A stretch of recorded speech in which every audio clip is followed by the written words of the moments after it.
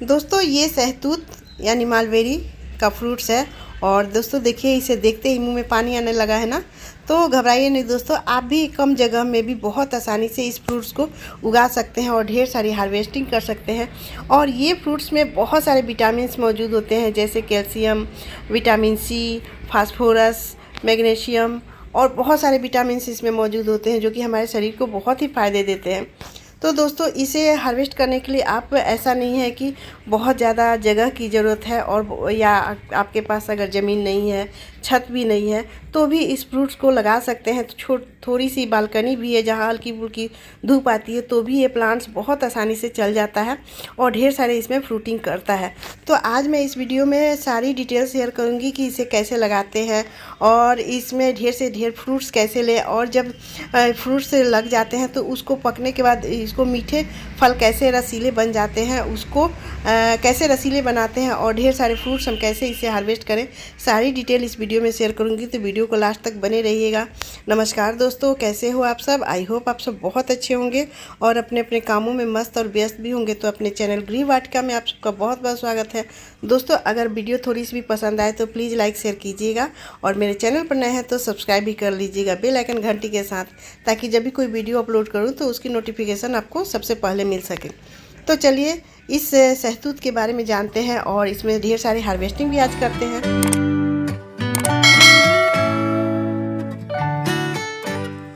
दोस्तों ये जो मेरा सहतूत का प्लांट है, ये मेरा साल भी नहीं लगा है अभी, इसका 1 साल भी नहीं हुआ है, क्योंकि जुलाई में मैंने इसे लगाया था रेनी सीजन में, और उस समय से अभी तक ये दूसरी बार मेरा फल लगा है। तो इस प्लांट्स में साल में 2-3 बार फल लगते रहते हैं। जब भी ये प्लांट में फल लगता है और पक जाते हैं, जब इसको हार्वेस्ट करते हैं उसके बाद फिर से इसमें फल लेने लगता है। तो ये प्रक्रिया ये अक्टूबर नवंबर तक करता है, और जैसे ही दिसंबर आता है दोस्तों तो इसमें फ्रूटिंग होना बंद हो जाता है। ये दूसरी 2-3 महीने ये बिल्कुल रेस्ट में रहता है। जब नवंबर लास्ट होता है, बहुत ज़्यादा सर्दी गिरने लगती है, तो इसकी सारी पत्तियां गिर जाती है और इसमें फ्रूट्स भी नहीं लेते हैं, और ये केवल ब्रांच बच जाते हैं।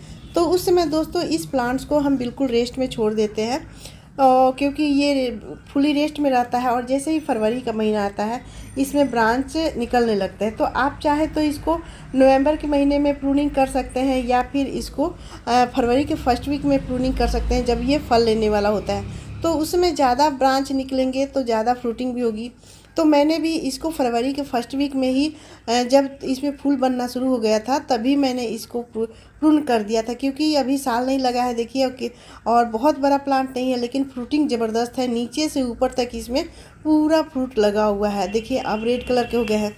तो मैं आज इस वीडियो में दोस्तों जब से इसमें फल लगना शुरू हुआ है तब से इसकी अपडेट दिखाऊंगी कि कैसे कैसे मैंने इसकी केयर की है, और लास्ट में इसकी हार्वेस्टिंग भी दिखाऊंगी।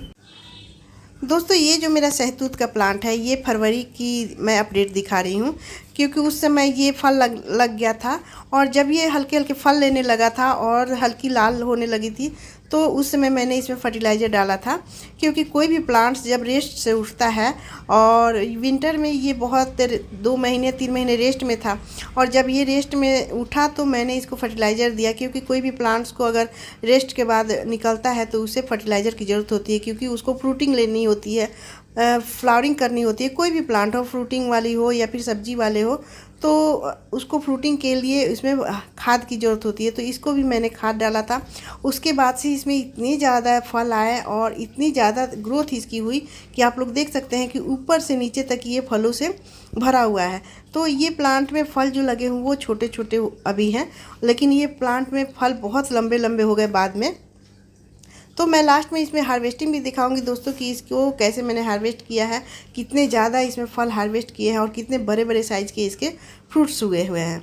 तो इसमें फर्टिलाइज़र देने से दोस्तों इसके फ्रूट्स बड़े बड़े भी होने लगे और बहुत जल्दी ये पक भी गए।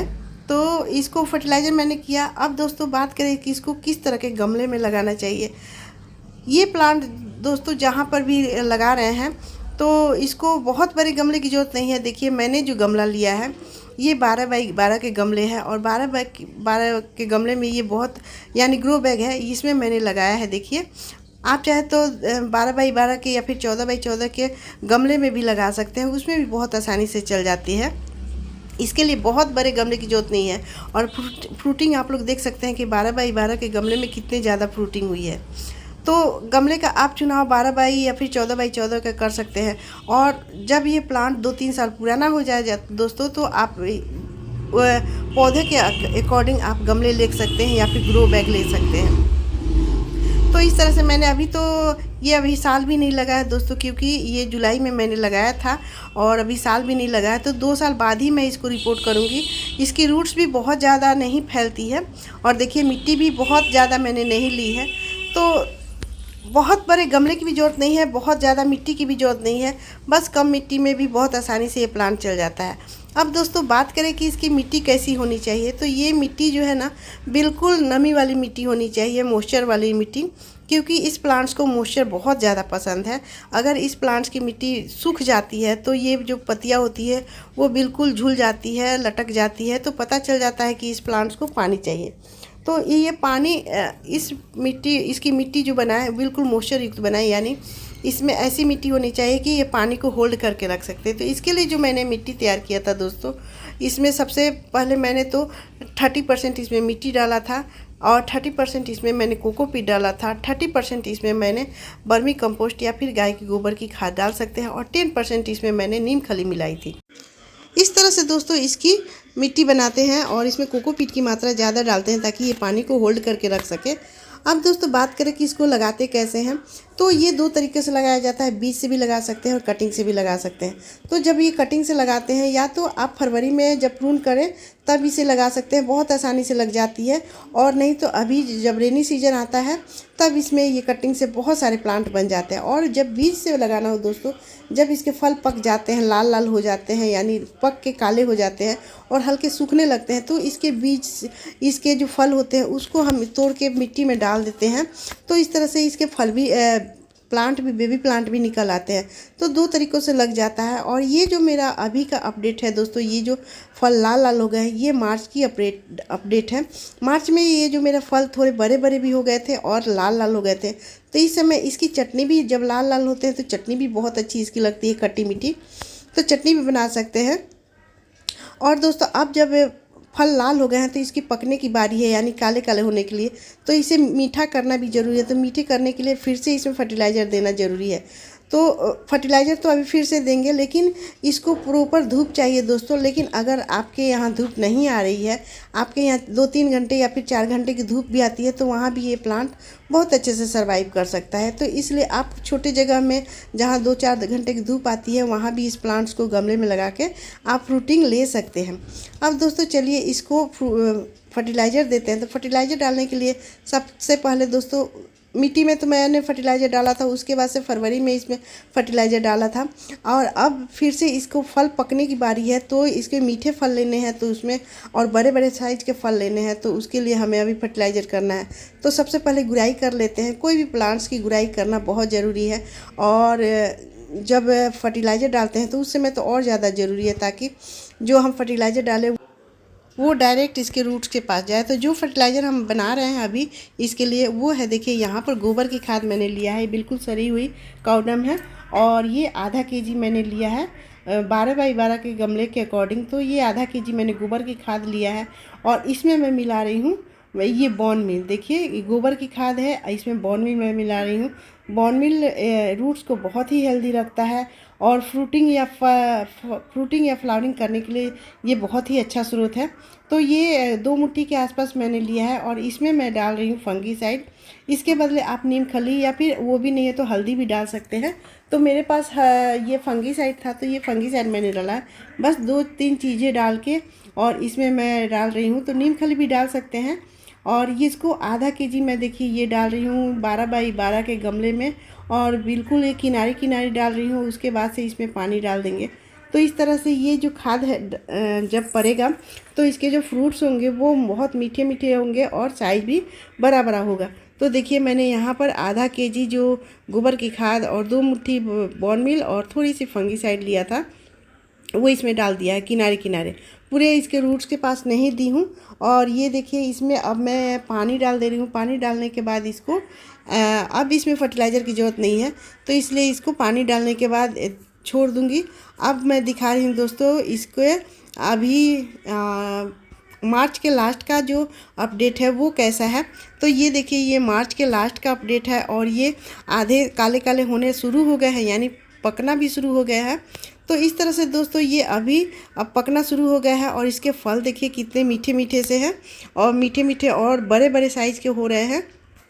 फ्रेंड्स, जब इसके फल लिए थे तब भी मैंने इसको दिखाया था कि कैसे फल लिया था।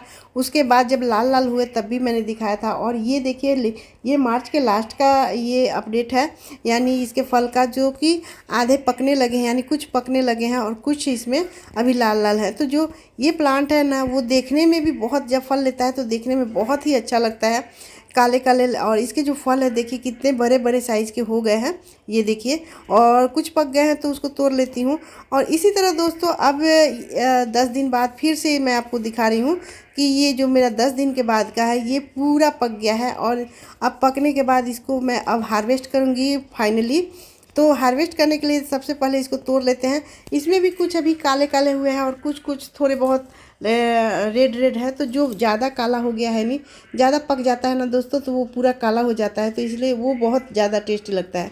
तो जो ज़्यादा काला हो गया है उसको तोड़ लेती हूँ यहाँ पर देखिए। और तोड़ने के बाद देखिए ये मेरा ये पूरा फल आ गया है। तो ये अभी कल ही मैं पूरी इसकी वीडियो भी बना रही थी और इसकी हार्वेस्टिंग भी कर रही थी।